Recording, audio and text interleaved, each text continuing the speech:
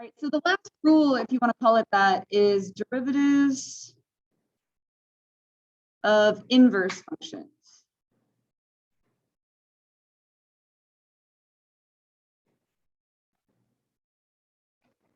And then we're going to do L'Hopital's rule today too. I didn't give that its own bubble. I don't know. It just didn't fit on the paper.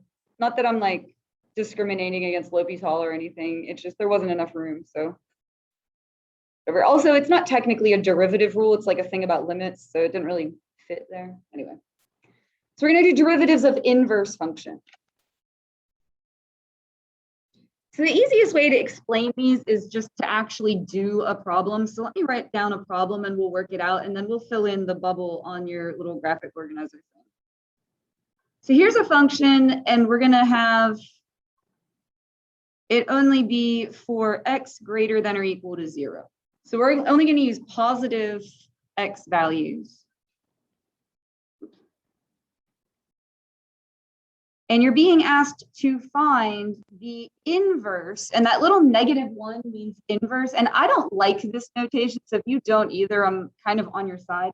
The inverse derivative, so the little -1 is inverse, and then you have the prime mark for derivative of 6. So that's what we're gonna find.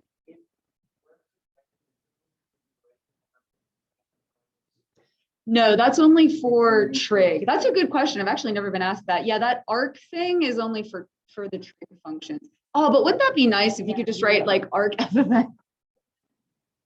No, I don't know.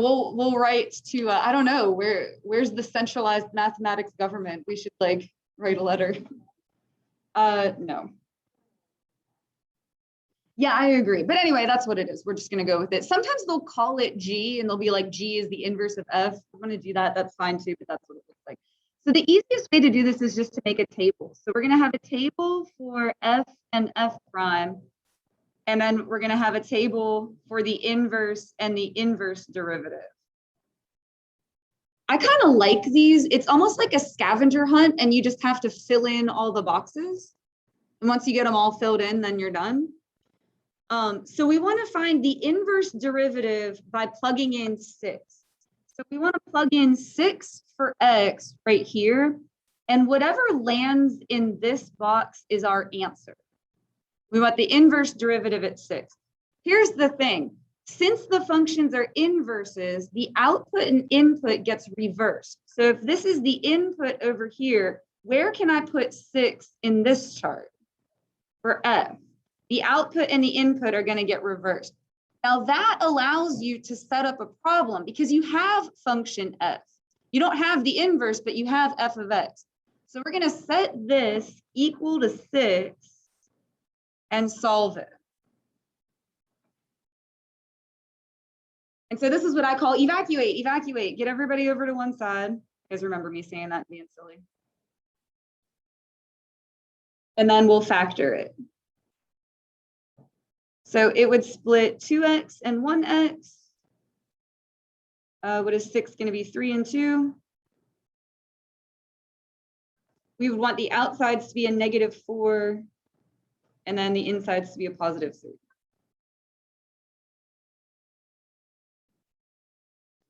So you get 2 answers. This one would be -3/2. This one would be 2. Which is the one that we want? The 2, because it said we want x to be bigger than 0, which is nice because then you also don't have to deal with the fraction. So we want x to be 2 there. So where else can I fill in a 2 kind of on my like scavenger hunt chart here? The inverse? Yeah, so if this is the 0.26, this is the 0.62. You don't necessarily need that, but I fill it in just to be like thorough, you know. Also just to show you their inverses. This is 2, 6, this is 6, 2. All right, so we found the point. Good, hooray for us. Now we need the derivative. So we're going to find f prime. This is another little like side problem. And then that's going to be like the easiest derivative you're ever asked for. Derivative of this would be 4x minus 1. And here is a tricky step. Do you plug in 2 or do you plug in 6? Remember, you're working with this chart because we're working with f of x. We don't have the inverse. So you're going to plug in 2. What's marked as x right there. So if you plug in 2, what do you get? 7. And then your answer is the reciprocal of that. So your answer to the whole thing is 1/7. I usually just circle it and go, oh, that's my answer. If you want to write it out officially, it's the inverse derivative of 6 equals 1/7. If you're like, I need a more official boxed in answer than that, that's what it would be. So let's just try another one of those.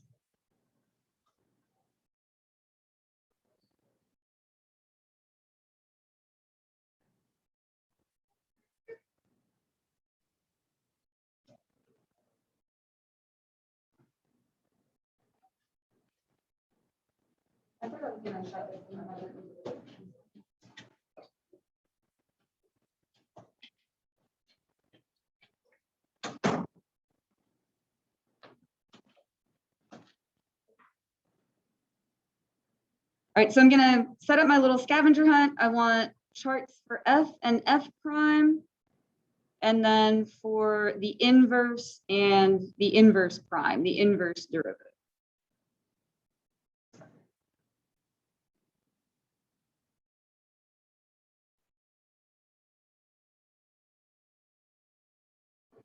And so whatever lands in this box is our answer, and we want to plug in 4. So then where else can I put 4 and F? Because they are inverses.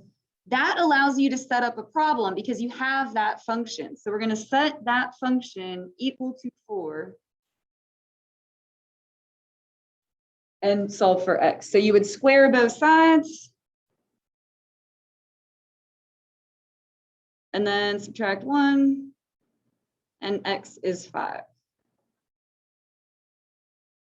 So for this function, for f of x, we have the 0.54. So on the inverse, you're going to have 4, 5. Again, you don't necessarily need to plug that in, but I just do it to be thorough. It's like, why not? Right. All right, and so we found the point. Good, hooray for us. Now we're going to find the derivative. So we need the derivative of f. So the derivative of square root is 1 over 2 square root. Good. 1 over 2 square root of whatever you've got. So in this case, it's 3x plus 1. And then you're going to chain on the derivative of that stuff, which I'm just going to go ahead and put right in the numerator, and that would be 3. Okay, nice. And then this is like, that usually goes okay. This is the one tricky step. Do we plug in 5 or do we plug in 4? We're going to plug in 5 because that's the x value for the chart that we're working on. All right, so let's see. If we plug in 5, this would be 15 plus 1, 16. Square root of that would be 4 times 2 is 8. So 3/8. And so then what's your final answer to the whole thing? 8/3.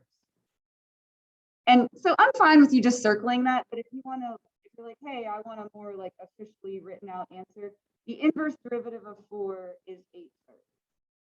So if we want to fill this in on our little graphic organizer, just so that you have a reminder of this rule, I always just like make up an example. Like if you're studying and you're like, hey, I want something to look back at, just for your inverse function.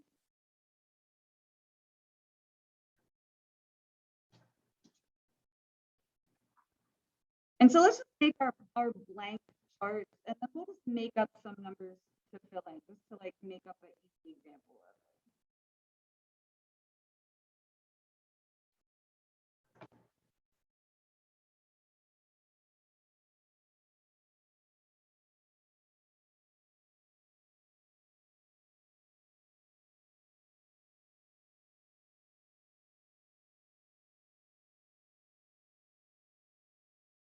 So give me some numbers. We'll just make something up.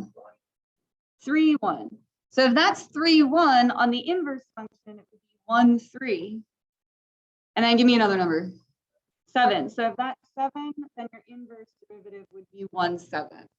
That's just the easiest way to do that. What's that? Yeah, I mean, I just made one up.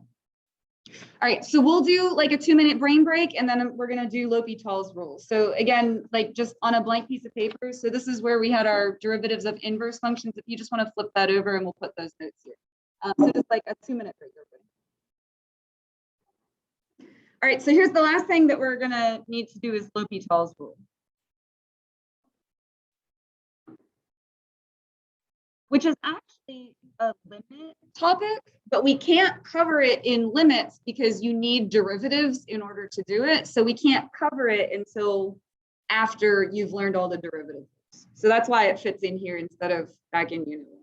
All right, so here's the big definition. If f and g are differentiable,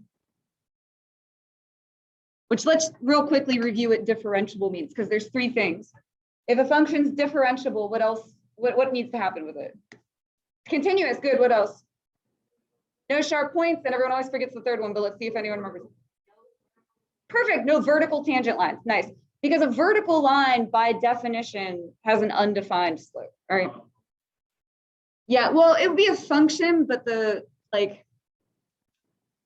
yeah. It would technically pass the vertical line test. It would have an undefined tangent line at that, that comes by and kisses the graph of that. All right, so if f and g are differentiable and the limit as x approaches c, which is just some value, when we do an actual problem, c will be a number, of f of x over g of x produces 0 over 0 or infinity over infinity. There are a whole mess of other indeterminate forms. And you know that textbook I gave you all on the first day? You can look them up in there if you want. There's 0 to the 0 power, 0 to the infinity power, infinity to the 0 power. There's like a whole mess of fun stuff in there if you want to look at those. We're going to deal with these 2. But if that limit produces 0 over 0 or infinity over infinity, then the limit as x goes to c of f of x over g of x equals the limit as x goes to c of f prime over g prime. And if they throw this to you on the AP exam, which it's likely they will, you have to go through all of this. You have to say the functions are differentiable, and you have to show that you end up with 0 over 0 or infinity over infinity. And then you have to link these 2 things together with an equal sign, that this limit equals this limit. And just remember, it's not a quotient rule. You do the derivative of the numerator and the derivative of the denominator separately. All right, so let's try a couple examples with this. Now, I'm only going to do one where we write out all of that. The others will just do the problem, okay? Because it is a good bit of writing for just one little answer.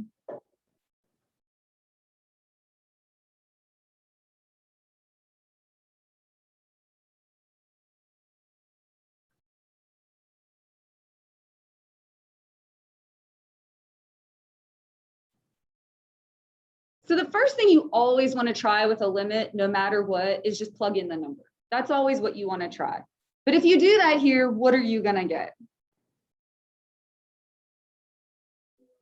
It's going to be 0 over 0. Now you cannot write equals 0 over 0 because that's not technically a number and you can't link it with an equal sign. The safest way to do it is do the numerator and denominator separately. And you would have to say all of this as well. So you would say x squared minus 4x plus 3 is differentiable. Again, we're only going to write this out for one of them. On the AP exam, this is what you'd have to do. It's kind of a lot, but I believe in you. Right? So that function is differentiable, and limit as x goes to 1 of that function equals 0.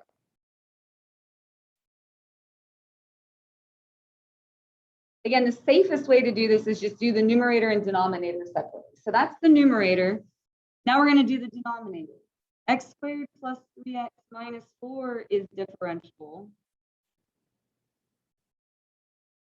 And limit as x goes to 1 of that denominator equals 0. This reminds me of the squeeze theorem. It's like an actually really simple thing to understand, and then all the notation makes it super complicated. Are you all still with me though? Like it's not hard, it's just a lot of writing, okay? So since all of that is true, we can say like, so the limit as x goes to 1 of that numerator over that denominator equals the limit as x goes to 1 of those derivatives. And that's actually like the math part of it is actually the easy part because those derivatives are going to be really simple. The numerator would be 2x minus 4 and the denominator would be 2x plus 3. And then you can plug in 1 and get your answer. Now, if you go to plug in 1 and it still comes out to 0 over 0, you have to do all of this again and then do it again. I've seen them do it, just so you're aware. Again, it's not hard, it's just a lot of writing and it's time consuming and it's kind of annoying. Okay, but then you would just do it all over again. Okay, so if we plug in 1, I think I made them all just work out though, I think. That would give you what, -2 over 5? -2/5. All right, that's the only one I'm going to make you guys write out like that. But on the AP exam, could you do this? Functions differentiable, limit goes to 0. Or infinity, they might make it infinity. But, well, yeah. Correct, yeah, because multiple choice, you just pick A, B, C, D.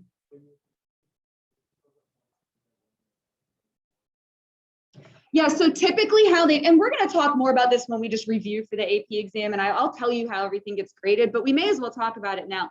Typically, they would give a point for, stating all that mess, and then a point for doing the actual problem. So if you forgot to do it, but you still did the problem, as long as you link these together and then state your answer, you would still get a point. So it would still be okay. All right, let's just try a couple more. And we'll just do the problem.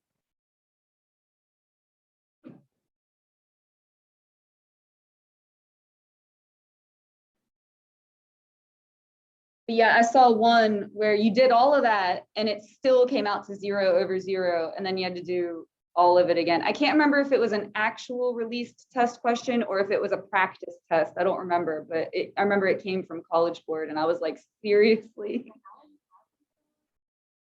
Because it comes out to 0 over 0 again. So then like,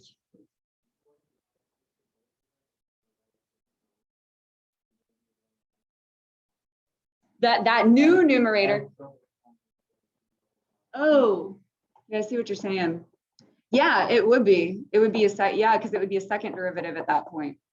I can't remember. I'll have to find that problem and dig it out at the end of the year when we go to review. Again, I can't remember if it was an actual released test or if it was like one of the practice problems on the website. But I remember I saw it because I remember being like, dude, you have to be kidding.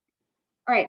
Now, if you plug in 0 for this, e to the 0 would be 1. 1 minus 1 is 0. Denominator would also be 0. So we're going to take the derivative. So derivative of e to the 5x, what's that going to give us? Yeah, 5e to the 5x. It's a chain rule. So it's itself, and then you multiply on a 5. Derivative of x is just 1.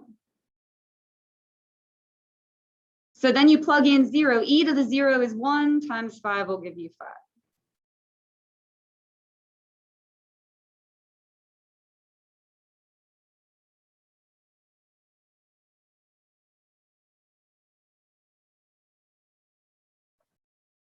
I got to throw a square root one at you so we can practice our square roots. If you don't want to do L'Hopital's rule, do you remember how I taught it to you back in Unit 1, how we used the conjugate and you multiplied that all out? You could do it that way too. That's like a personal preference thing. Because you guys all did it fine with the conjugate, so you can always do that as well.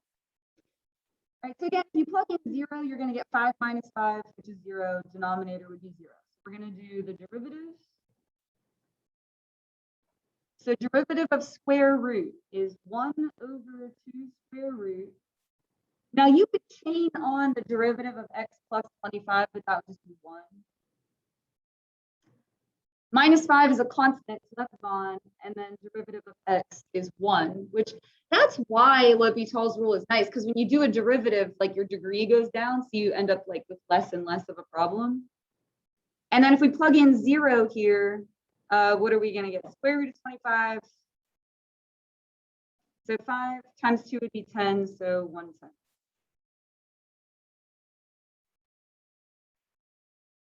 Yeah, it's, well, whether you're multiplying or dividing, it still wouldn't change it. If it was over a fraction, like if it was over 1 over 6, then you'd multiply by 6, yeah.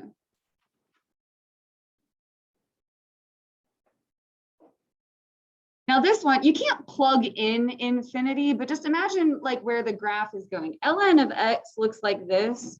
So it's going to keep on going up. That would be infinity. And then this would also be infinity. So it goes to form infinity over infinity. So just remember that's always an option because I think we get stuck on the 0 over 0, but you can do infinity over infinity as well. So limit as x goes to infinity. Derivative of ln be 1 over x, and then derivative of x is just 1. So imagine plugging in the largest number possible here. You would have like 1 trillionth, which is essentially 0. So that's going to go to 0.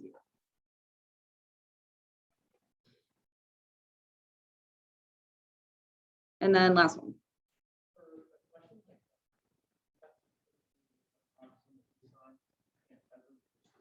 No, we do just say that it equals. That's an excellent question. We do just say it equals 0.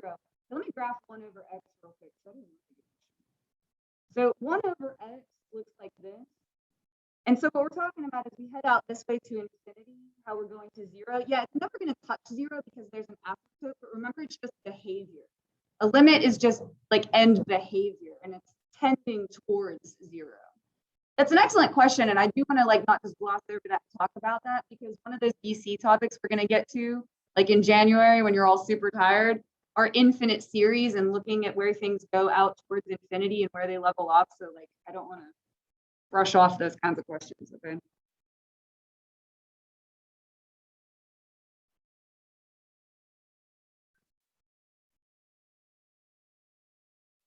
So for this one, you can't do L'Hopital's rule as it is. L'Hopital's rule is only for 0 over 0 or infinity over infinity. So like you'd sort of need to have a fraction, but technically there is one because how can we rewrite this?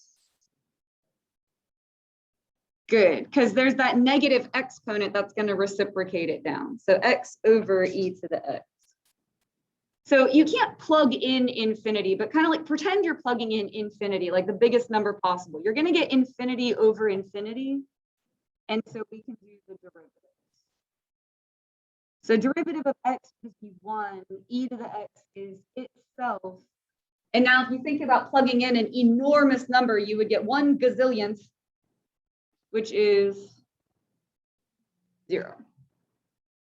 In all honesty, if you have a limit to infinity and it's multiple choice and you have totally lost your mind, like you're on the AP exam and your brain has crashed, 0 is not a bad guess because going out to infinity, a lot of stuff does tend towards 0. Does that make sense? I can't promise you it's always going to be right, but if you've totally lost your mind and you're just so tired, you know, pick 0 because it's a good guess.